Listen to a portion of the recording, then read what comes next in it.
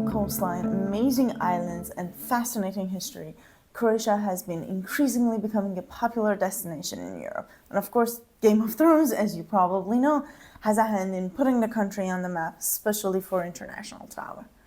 In this video, I'm going to share with you our experience traveling to this beautiful country with a one-year-old, share our itinerary, and share some tips and tricks about traveling to Croatia with a baby or small toddler as well. So without further ado, here's how we spent 7 days in Croatia as a family of 3 in October. Even though I believe 7 days is definitely not enough to explore the whole country, we had 7 days in October, and this is how we did our itinerary.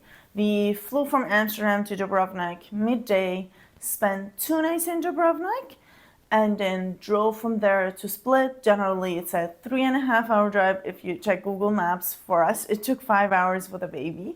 Then spent 3 nights in Split before again driving to Plitvice. That also took us around 4.5 hours. I think normally it should take you around 3 hours or so without any stops. And then after 2 nights in Plitvice, we drove to Zagreb, spent the last day there, and that was it. Dubrovnik is one of the most touristic cities in Europe. Data shows actually that in 2019 it was visited more than Barcelona and Venice, which to me is insane. It's very well known for the Game of Thrones filming location. It was a filming location for King's Landing. If you look at the old town, it's that. And it's a spectacular city. If you're a holiday maker type of relaxing type of traveler, if you're a more active type of traveler, it has everything to offer. It's just amazing. The thing to do in Dubrovnik, the city itself, is of course the old town, like many other European cities. It is a UNESCO World Heritage Site, and walking the old town is amazing. It's cobblestone, it's really, really beautiful and well preserved. Also, it can give you access to other types of attractions like the cathedral, the Onforio fountain, if I'm not mistaken, the famous fountain, and also the clock tower. You can see everything. Especially walking the walls around the old town is amazing. It gives you both magnificent views of the Adriatic Sea, and it also gives you views of the city with this famous red roofs. And also with its cobblestone streets, you can see everything. You can see the cathedral. It's gorgeous. And it's not that hard. I think it took us 2 hours. Just make sure that you are going early in the morning, even in October. It was really, really hot around like 11 p.m. and we were one of the first people who got up there. So there's that. As we spent only 1 day in the city itself, and also we were with a one-year-old, obviously we didn't get to do all of the attractions of the city.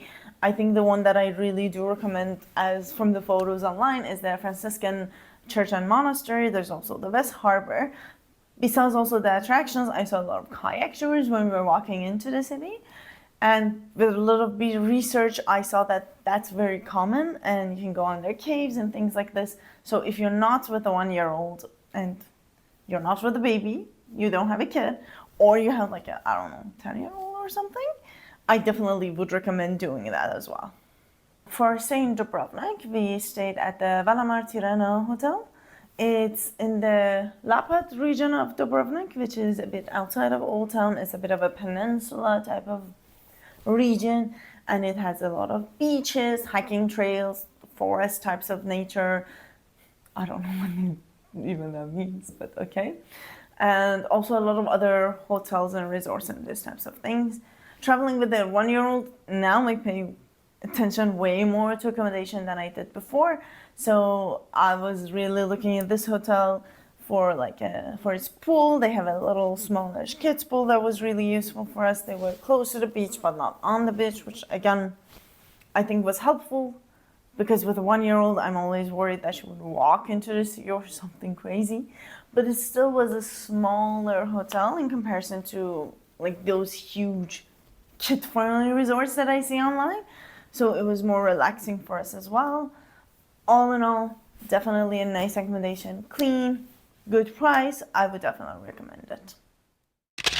Our next stop was Split for 3 nights. This city captured my heart, honestly, and I wasn't expecting it. Has a very cozy, surprisingly, for a Roman Old Town, beautiful architecture, lovely food scene, and a gelato shop in every corner. So I don't know, what else do you want in a trip? A lot of people, I believe, also use Split as their base to island hop. We didn't do that, and I think it's not necessary. I've seen pictures and videos of the island, and it is magnificent. But for whatever reason, if you choose not to do so, I think the city itself also has a lot to offer. The thing to do in Split is Diocletian Palace. This place is basically the heart and soul of Split. It's also about, I think, half of the old town of Split.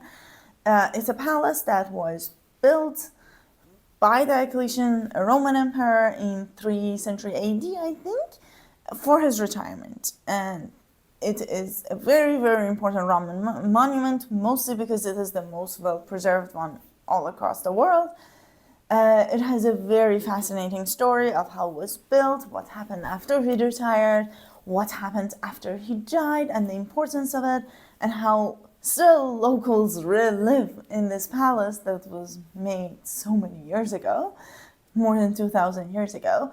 We got a whole story through a 15-minute VR experience called Diocletian's Dream, which I definitely do recommend. I've linked it down below so you can find it. It's right outside of the gates of the palace, so it's also close, and it is so beautiful to get a feel of the place that you're walking in as well. In the main courtyard, which is the peristyle format, I think it's one of the most famous pictures of Split. If you Google for it, there's a ticket office that you can get tickets for the baptistry, which was the Temple of Jupiter before, of course, the treasury, different parts of the palace as well, and you can do combinations as well. I think we did too. We didn't go up the clock tower, obviously with the stroller, we didn't want to do that.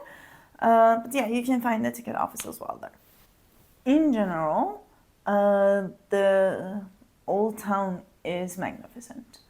What I really, really love about Split Old Town is the feeling of life that is buzzing through this 2,000-year-old UNESCO World Heritage Old Town that I think you don't expect when you go there. Another place that I definitely recommend going to is the Split Riva, lined with palm trees and beautiful flowers. The Riva promenade is a perfect place for, well, promenade.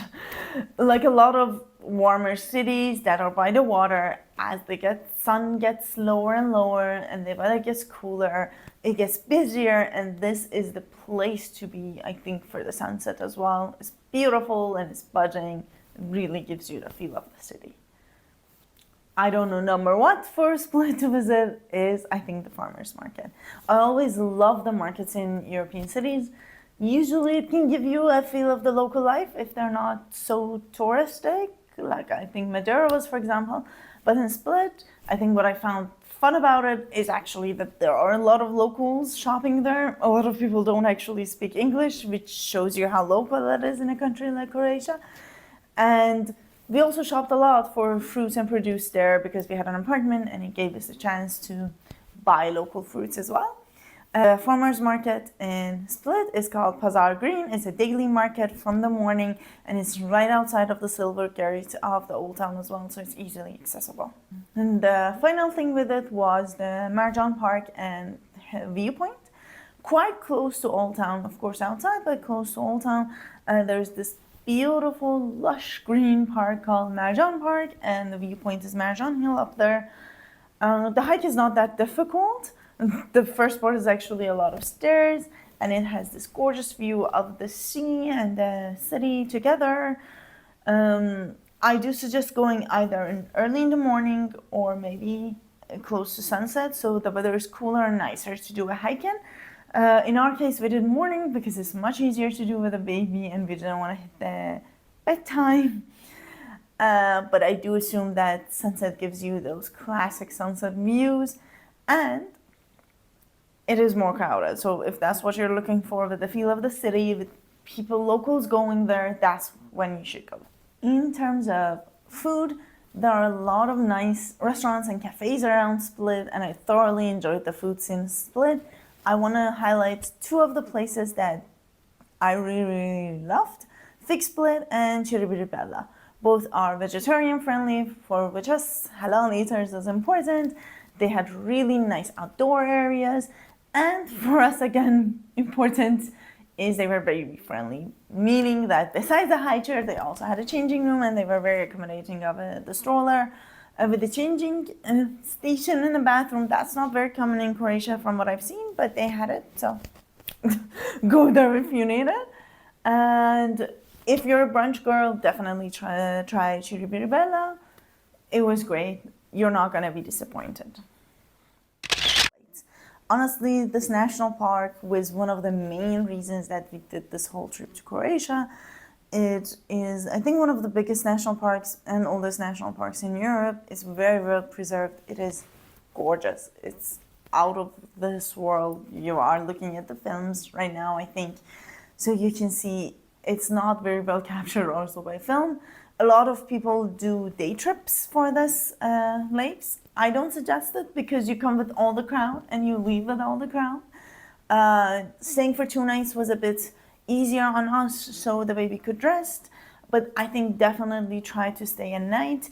There are a lot of little cute B&Bs around the area, and I'm gonna link the one that we stayed at. It was lovely. It was a family around maybe 6 hotel room type of thing. They did their own food, which was again lovely.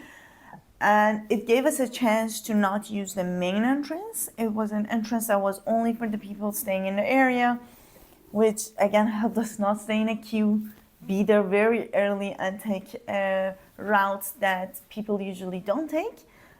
We took exactly the opposite routes of the ones that people take, and it helps us beat the crowds. I think that's the name of the game when you go to some place like this: beat the crowds, beat the crowds, beat the crowds, basically.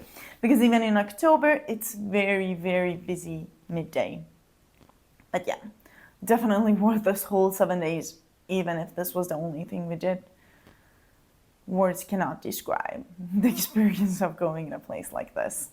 And there are other national parks close to Split. I think there are 3 that are famous. I'm gonna put the names here somewhere, and that you can also visit. But with our time and with our limitations, we chose this one. Here was our trip, 7-day trip to Croatia with a kind of a toddler, a baby. I don't know what a 1-year-old is, to be honest with you. I have some tips, general tips.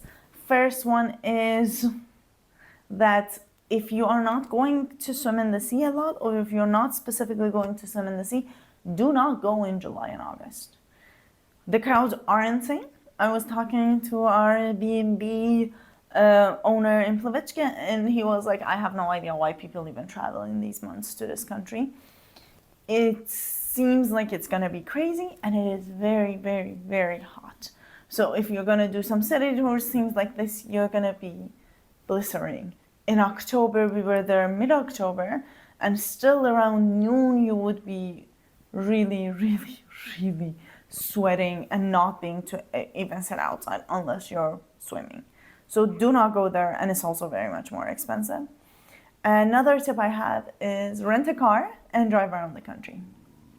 I know there are tours that take you to Plitvice lakes, there are tours to take you to other national parks, there are things like this, but the experience of driving is lovely. It's a country that the flexibility of the car will come in handy, so definitely try to rent a car at least for a few days, and also don't stay in one place. Unless you're in Europe and you're traveling for 3 days to bake in the sun in Dubrovnik, I don't suggest staying in one place if you're traveling. And the third and final tip for general no kids people is that don't expect a cheap destination. Coming from Western Europe, or also traveling in Western Europe, you would assume Croatia is much cheaper. It's not true. The accommodation is cheaper, the food is a bit cheaper than the Netherlands, but it is not a cheap destination, don't forget. Even though it's not Western Europe, it is a very, very popular tourist destination, so you will get a lot of high prices. And of course, the economic situation that we're all going through is also affecting it as well. And some tips for the people with the babies and the toddlers who are here. First thing again, don't go in hot months unless your baby is used to, I don't know, 35 degrees, not a lot of air conditioning, blistering, humid weather, it's gonna be very difficult traveling with a baby and making sure that they're still hydrated and they're not hot and they're not sweating and things like this. Another point is, if your baby is older than 6 months, do not forget sunscreen, sunscreen, sunscreen, sunscreen. It's easy to get sunburns in a country like Croatia, so don't forget that. Third tip is, do go to Croatia with a baby. The locals are very friendly. The infrastructure might not be super baby friendly, as I said, but the locals are friendly, accommodating, they're kind to children. It's an awesome country to travel to with kids. And fourth, I see that tip a lot when you're traveling to Europe. Don't go take your stroller, wear your baby. If your baby is a baby who's fine being worn, that's great. But people in Europe still have strollers. Even though we live with cobblestones and all those things, still don't ditch the stroller totally. We have a travel stroller that we took, and it was helpful. It helps the baby nap, and especially when it's hot, you don't want to be wearing your baby. It's not easy for you, it's not easy for the baby. In a lot of places, you would need to wear your baby, like Plitvice. But in cities, you can still use your stroller. And in your resorts, if you're staying in a resort, you can still use your stroller. It's fine. We really did enjoy our trip to Croatia. I think it's a great country to travel to with a family, as a couple. I think also solo, even though I haven't done that. It's one of the few countries that I would go back to if I had a chance, and there are not a lot of countries that I would. It is baby friendly, it has beaches, it has architecture, it has great food, like amazing food, which you would not expect maybe off the top of your head. And it gives you a chance to travel outside of the summer high season and still get a European summer experience, which I think is cool to do. And also the European summer experience that you're not burning in the heat. So yeah, great country to travel to. Hopefully this itinerary and the tips and tricks was also helpful for you to plan your travel there. How many difficulties did you think I said?